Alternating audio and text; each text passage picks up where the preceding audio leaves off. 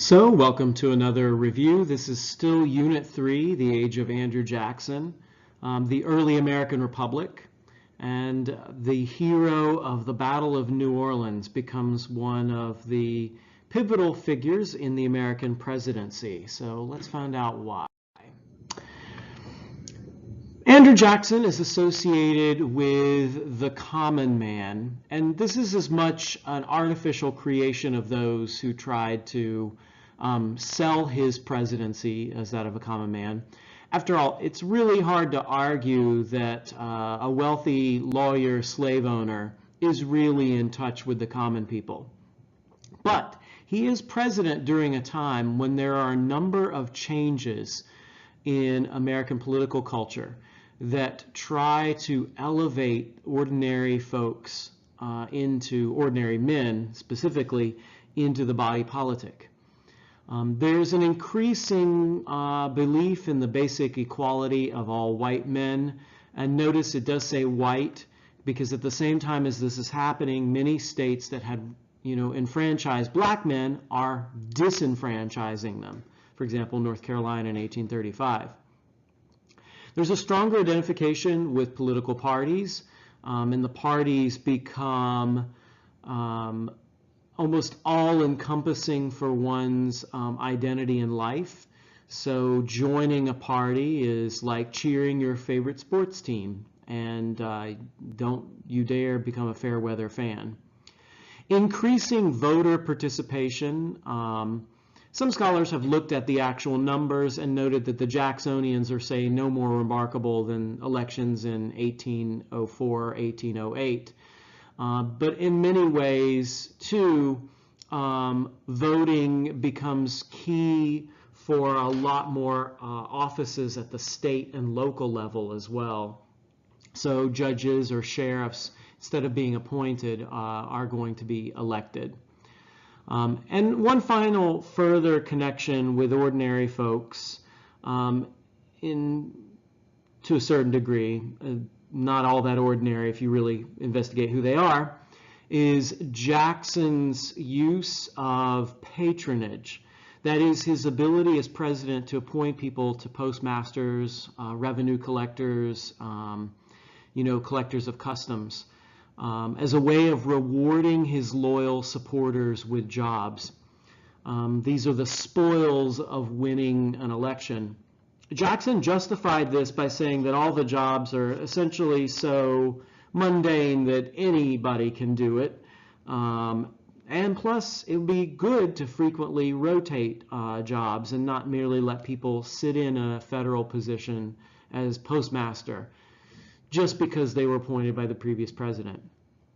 This inaugurates some pretty awful changes in American political culture. It introduces a vast systematic corruption within the system, and it allows the president to gain a lot more informal power through his control over these positions, and that eventually becomes part of the machinery of the political parties themselves. So every 4 years, get a giant flip-flopping who is delivering the mail in your little hometown.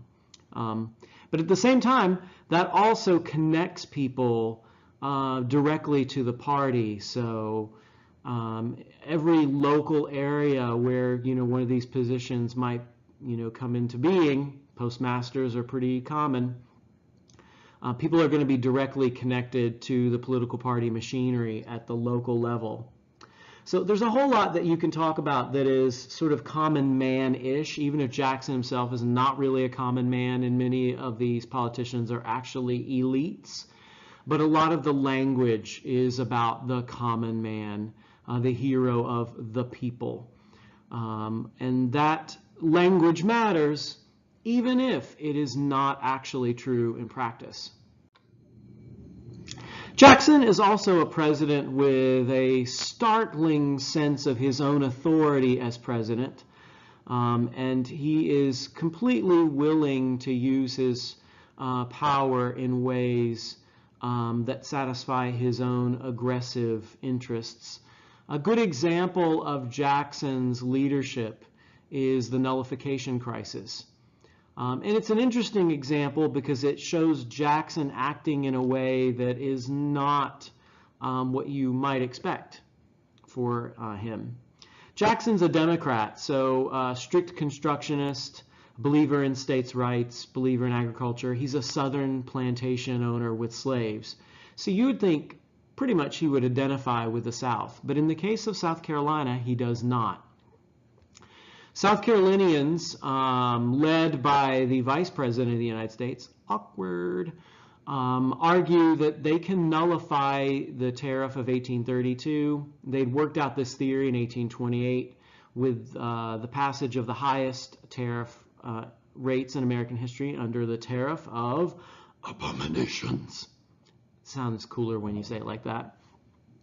So they argue that when these federal laws threaten the rights of the states have a way to nullify them, to make them zero, to ignore them. Jackson took the position that this nullification would actually undermine the Union, that it would undermine the federal right to be supreme in its own sphere, to pass laws that it deemed good for the whole of the nation. And it would eventually lead to the destruction of the Union. Why have a Union and a Congress that makes laws if states can just nullify the ones they don't like? So Jackson threatened to hang the first nullifier from the first tree he came to, and he was given permission by Congress to use force. He never did. Instead, they relied on negotiation to reduce the tariff rates over the course of the next 10 years. So wise combination of bluffing combined with violence brings the situation to a close. But it's a pretty good illustration of Jackson using presidential power in a way that is not typical of those who came before him. Another one that's commonly talked about is his use of the veto. Jackson vetoed more laws than all of the previous presidents combined. Jackson was president at a time in American history when there were massive economic changes that were helping to bring two sectional identities into being. And then there's going to be a third one, but the third one's not exactly going to be unified in any kind of way. But the North and the South are rapidly coming to think of themselves in different ways. Although they're populated by Americans with the same Constitution, the same British culture, the same overall traditions, they still see themselves as different in some pretty important ways.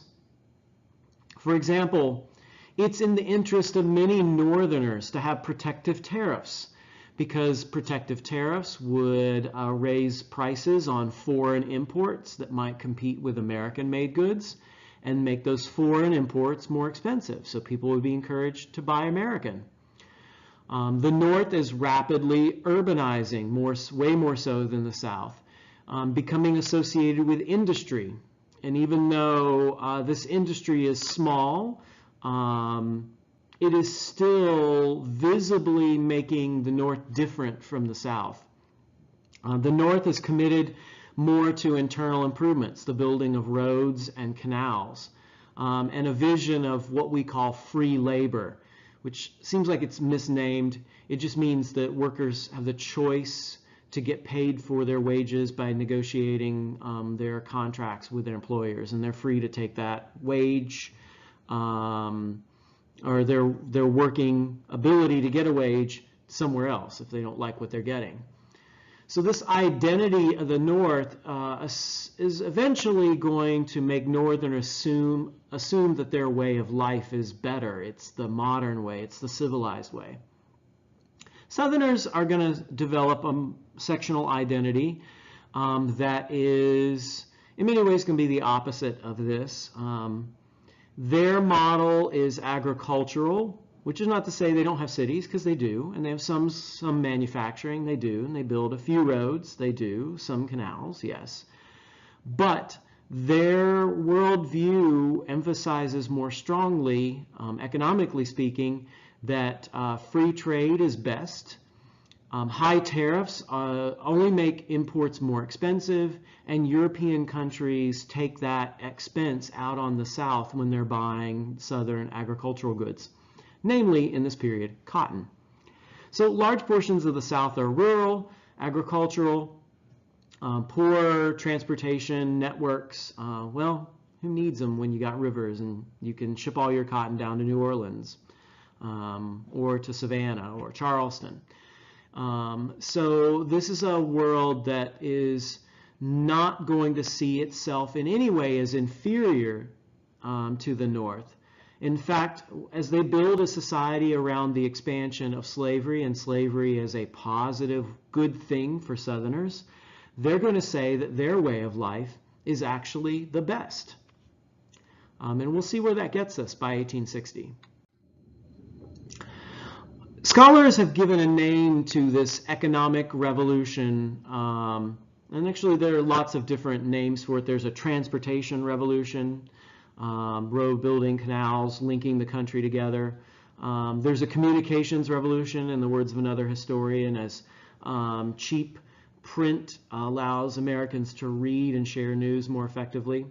But overall, the dominant name given to these changes is the market revolution, which is more than just factories. So please, on the AP exam, don't write market revolution and think it's just factories.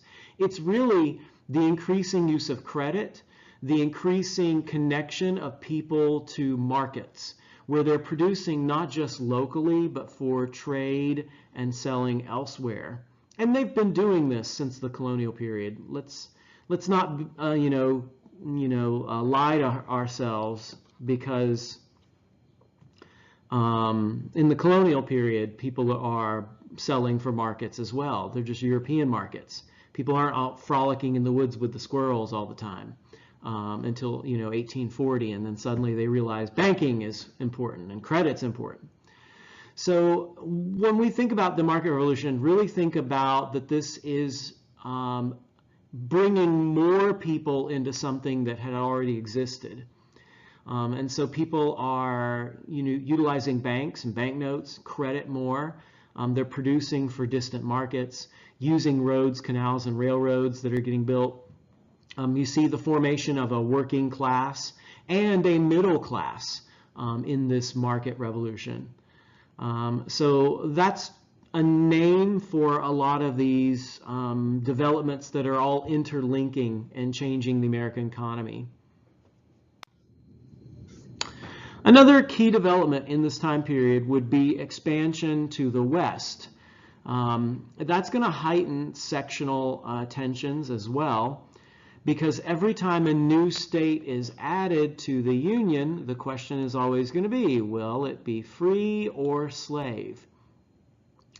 And the first major fight over this issue happens to be with Missouri.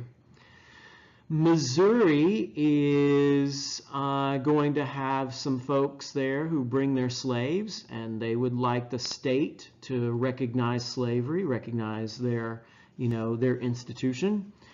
If they do so, wouldn't that mean that Missouri's new senators and congressmen are probably going to be slave owners and probably vote for, pro-slavery things?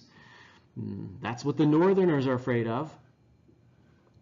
So the fight over this issue results in a compromise, the Missouri Compromise, which will draw a line through western lands, shown here.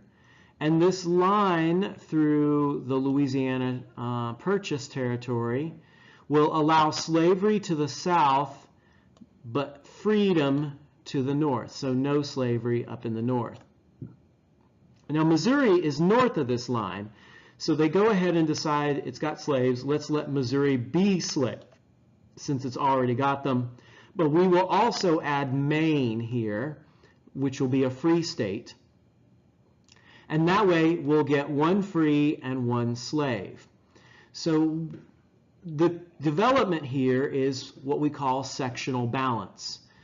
Every time there's an addition of territory, The question is going to be, is it going to overthrow that balance, and how do we make that balance work out so that the pro-slave states don't just suddenly overwhelm the northern states? Going forward, this line is going to really make people think about the future of the United States as being split in two.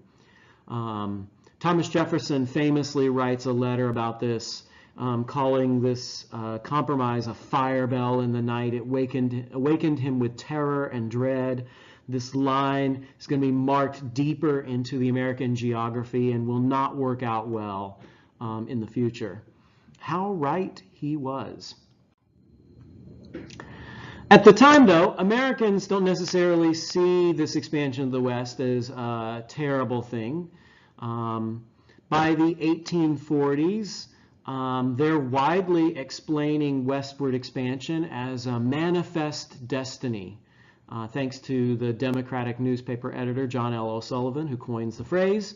It's this God-given right to take the lands in the West, to settle them, to civilize them, to make them part of America for, as O'Sullivan said, our yearly multiplying millions. So the West becomes a place of economic opportunity. You go out and make a name for yourself, make a life for yourself. Let's just sort of downplay the whole slavery thing, but it will come back. And Southerners are very keen in doing this because there has been a technological invention to help spur their eager acquisition of Western lands, and that's the cotton gin. Eli Whitney, in the 1790s, Connecticut-born tutor down in Georgia, comes up with a way of removing the seeds from the cotton more easily, more effectively, which lowers the production costs of cotton, making it possible for lots more people to grow this product. It doesn't take off immediately. It's not until after the War of 1812 is over that you see a dramatic increase in cotton production in the United States, and people start in the South looking to Western lands. There's actually a giant land speculation boom lasting until the Panic of 1819, where Southerners see the possibility of striking it rich in Alabama and Mississippi and Texas and other places like that by growing cotton. This will spread slavery to the West, and it will mark the South as being aggressive, slave-backed expansionists as the Cotton Kingdom grows. One of the consequences of this expansion to the West will be the removal of native peoples. In the 1830s, under President Jackson, westward expansion is going to bring lots of land-hungry white folks into competition for the lands of these 5 southern civilized tribes, the Cherokee, Creek, Choctaw, Chickasaw, and Seminoles. There are also going to be removals in the north as well. These native peoples, these native nations, have thousands of acres of land, millions of acres, I guess, actually would be more accurate to say, coveted by land-hungry white folks.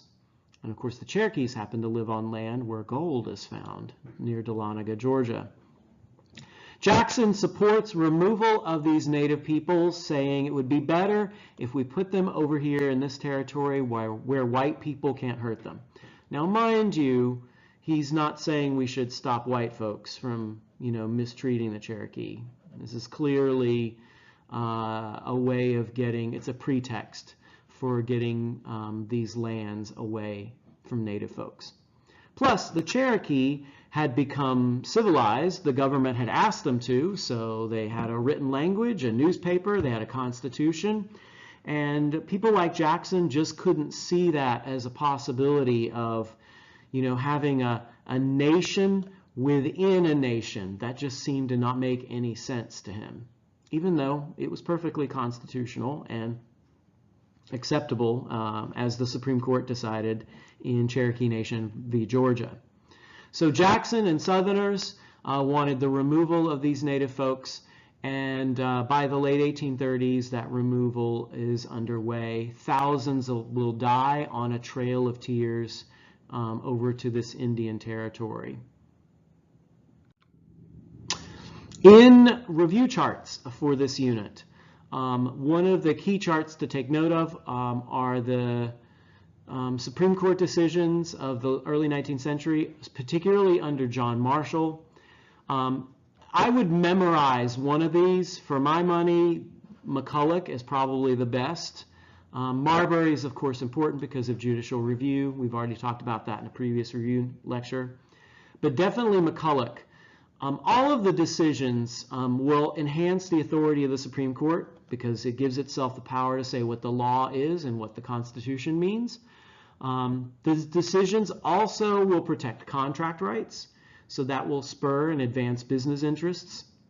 Many of these decisions will help protect commercial and industrial growth because it will back the power of the federal government to regulate, for example, interstate commerce in Gibbons versus Ogden.